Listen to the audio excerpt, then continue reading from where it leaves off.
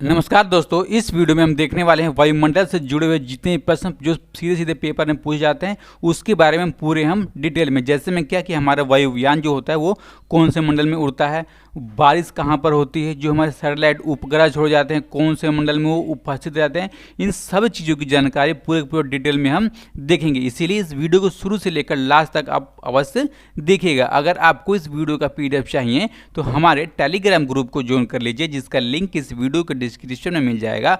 आप वहां से आसानी से डाउनलोड कर पाएंगे। तो चलिए दोस्तों, ज़्यादा समय लेते हुए चालू करते हैं वीडियो।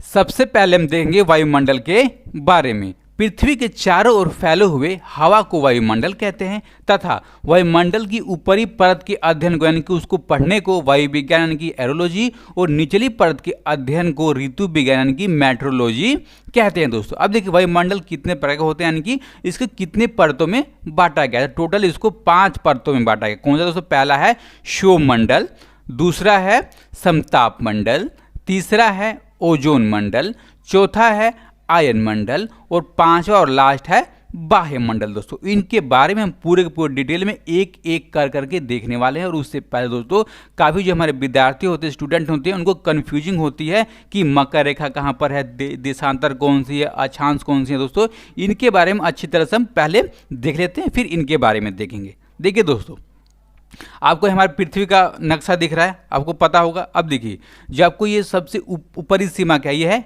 उत्तरी ध्रुव यानी कि नॉर्थ पोल। नीचे क्या है? निचले है दक्षिण ध्रुव यानी कि साउथ पोल। अब देखिए दोस्तों, आपको पता होगा कि पृथ्वी के बीचों बीच एक रेखा काटती है, उसको क्या बोलते हैं? तो जैसे इसका नाम है उसको बोलते हैं भूमध्य या विषुवत रेखा, और इंग्लिश वालों के लिए इक्वेटर बोलते हैं। ठीक है। अब देखिए एक प्रश्न पूछा था कि भारत के बीचों बीच काटने वाली रेखा कौन सी है, तो उस रेखा का नाम है कर्क रेखा। और दोस्तों ये हमारे जो राज्य हैं भारत के 8 राज्यों से होकर गुजरती है। उन 8 राज्यों के बारे में आपको बताना है कमेंट बॉक्स में दोस्तों। ठीक है। अब देखिए, अब जानिए कर्क रेखा है। अब देखिए दोस्तों, एक नीचे ये रेखा दिख रही है, ये कौन सी रेखा है? इस रेखा को बोलते हैं ट्रॉपिक ऑफ कैप्रिकॉर्न यानी कि मकर रेखा। ठीक है दोस्तों। अब देखिए ये लाइनें अब दिख रही है, ये सब लाइनें। ठीक है।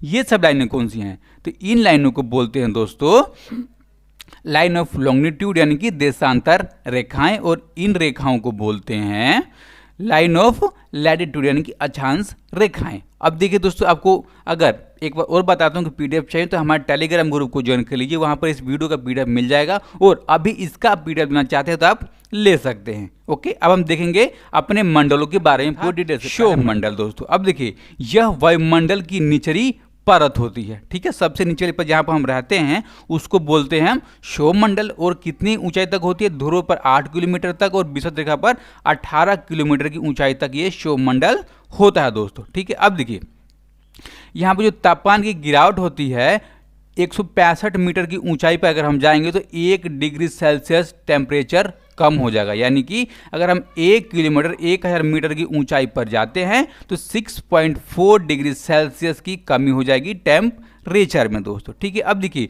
जो ये मंडल होता है, इस मंडल में क्या पाया जाता है? तो जो हमारे वायुमंडल घटनाएं होती है, जैसे में बादल हो गया, आंधी, वर्षा, जो बिजली कड़कती है, सारी की सारी जो घटनाएं होती हैं हमारे क्षोभमंडल में होती हैं 4 से 18 किलोमीटर के बीच में। अगर पेपर में प्रश्न पूछ जाए कि बादल कौन से मंडल में पाए जाते हैं, वर्षा कौन से मंडल में होती है दोस्तों, तो क्षोभमंडल यानी कि जो हमारी वायुमंडल की निचली परत है। ओके। इसके बारे में समताप मंडल, और इस मंडल की ऊंचाई 18 से लेकर के 32 किलोमीटर तक होती है, और इसका जो तापमान होता है ना तो कम होता है ना तो बढ़ता है, यानी कि इसका तापमान समान रहता है। जैसे हमने पीछे देखा ये क्षोभमंडल था उसका तापमान कम हो रहा था। अब देखिए दोस्तों, जो समताप मंडल है इसकी जो ध्रुव पर मोटाई होती है सबसे अधिक होती है, और विषुवत रेखा पर जो इसकी मोटाई होती है वो नाम मात्र यानी कि सबसे कम होती है। और इसी कारण इसमें जो मौसम संबंधी घटनाएं होती है, जैसे में आंधी, बादल गरजना, बिजली कड़कना, धूल कण और जल वाष्प जैसे जो मौसम संबंधी घटनाएं होती हैं वो इसमें नहीं पाई जाती हैं दोस्तों। अब देखिए इसमें ये नहीं होता है तो इसमें होता क्या है, तो इसमें दोस्तों हम अपना वायुयान उड़ा सकते हैं। आमतौर पर दोस्तों आपने जो देखा होगा, जो हम वायुयान उड़ाते हैं वो कौन से मंडल में उड़ाते हैं, तो समताप मंडल में 18 से 32 किलोमीटर के बीच में हम उड़ाते हैं, और इस मंडल में जो तापमान होता है एकदम बराबर होता है। दोस्तों अब प्रश्न पूछा जाएगा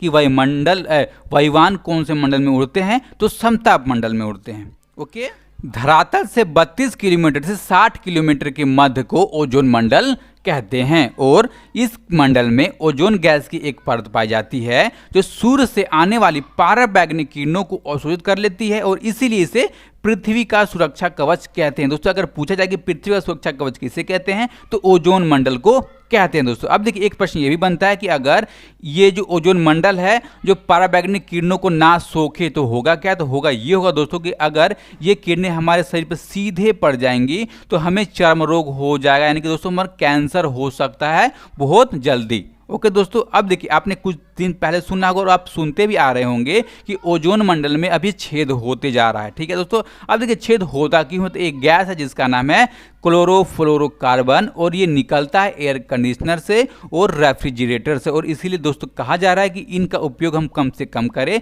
जिससे हम अपने ओजोन मंडल को बचा पाएंगे दोस्तों। अब देखिए एक प्रश्न और बनता है कि ऐसी कौन सी गैस होती है क्लोरोफ्लोरोकार्बन में जो ओजोन मंडल को छेद कर देती है, यानी कि नष्ट करने में सहायक है दोस्तों। वो सक्रिय मात्रा में पाई जाती है क्लोरीन, जिसका नाम क्या है दोस्तों, क्लोरीन। इसको भी आप याद कर लीजिएगा दोस्तों। ठीक है, अब देखिए जैसे सौरमंडल में तापमान कम हो रहा था, समताप मंडल में एकदम बराबर था दोस्तों। ठीक है, वैसे ही जो ओजोन मंडल होता है दोस्तों, इसमें टेम्परेचर बढ़ता है, उल्टा हो गया दोस्तों, इसमें टेम्परेचर बढ़ता है कितना, 1 किलोमीटर ऊंचा अगर हम जाएंगे ओजोन मंडल में तो 5 डिग्री सेल्सियस में वृद्धि हो जाएगी, यानी दोस्तों टेम्परेचर बढ़ जाएगा। ओके, आपको मुझे विश्वास है कि समझ आ रहा होगा। समझ आ रहा है दोस्तों तो अभी वीडियो को लाइक कीजिए, अगर आपको अच्छा ना लगे तो वीडियो को डिसलाइक कर दीजिएगा। आपने क्यों किया ये अवश्य बताइएगा। ठीक है दोस्तों, आप अवश्य बताइएगा, और आपसे एक और अनुरोध है कि इस वीडियो को दोस्तों ज़्यादा लोगों तक शेयर कीजिए, कम से कम 5 लोगों तक तो आप शेयर अवश्य कर ही दीजिएगा। ओके, आयन मंडल और इसकी ऊंचाई 60 किलोमीटर से 640 किलोमीटर तक होती है, और यह भाग कम वायुदाब तथा पाराबैंगनी किरणों द्वारा आयनीकृत होता है। अब देखिए पाराबैंगनी किरणों द्वारा आयनीकृत क्यों होता है, इसलिए दोस्तों क्योंकि जो सूर्य की प्रकाश है पाराबैंगनी किरणों के सहित में वो यहाँ तक पहुँच पाती है, और इसके बाद पड़ता है ओजोन मंडल, जहाँ पर इस पाराबैंगनी किरणों को आयन मंडल द्वारा फिल्टर करे जाता है, और फिल्टर कर करके पृथ्वी पर सूरज का प्रकाश भेजा जाता है। और इस मंडल में सबसे नीचे क्या होता है दोस्तों, सबसे नीचे होता है डी लेयर, और इस लेयर से जो हमारे लॉन्ग रेडियो वेव्स होते हैं वो टकरा करके पृथ्वी पर दोस्तों उल्टा लौट जाते हैं। ओके, और इसी कारण से जो हमारे पृथ्वी पर रेडियो हो गए, टेलीविज़न हो गए और राडार जैसी दोस्तों सुविधाएं होती हैं वो हम आसान तरीके से ले पाते हैं। इसका मतलब क्या दोस्तों, इसका मेन मतलब ये हुआ कि इस मंडल में, यानी कि आयन मंडल में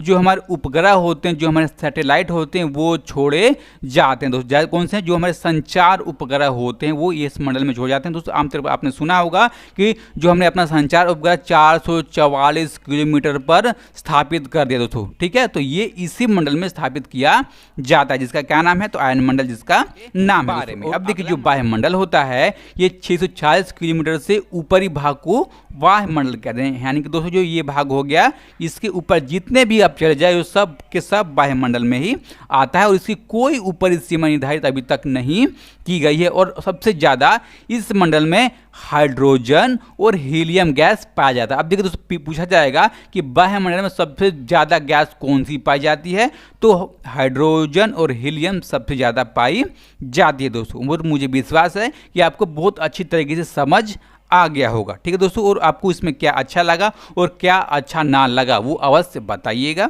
और दोस्तों जो भी दोस्त इस चैनल पर नए हों चैनल को भी सब्सक्राइब कर दीजिए, वीडियो को लाइक कर दीजिए, और तथा अपनी राय देने के लिए, अपने बेशकीमती राय देने के लिए कमेंट करना बिल्कुल भी ना भूलिए। ठीक है दोस्तों, और अपना और अपनों का ख्याल रखिए। नमस्कार, धन्यवाद।